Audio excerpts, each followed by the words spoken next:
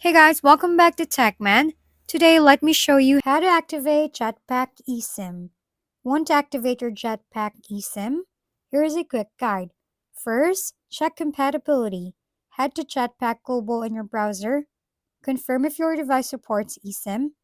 Next, make sure you're connected to stable internet and have the QR code email ready on different device. Now on your phone, open Settings, go to Connections, then SIM Card Manager, tap Add Mobile Plan, scan a QR code and confirm the complete installation. Prefer to do it manually. On the same screen, select Enter Activation Code, type in the code provided in your email, assign a label for your eSIM, set it as default line for cellular data, and once added, you see it appear under your mobile data plans. And that's it. Your Jetpack eSIM is ready to use.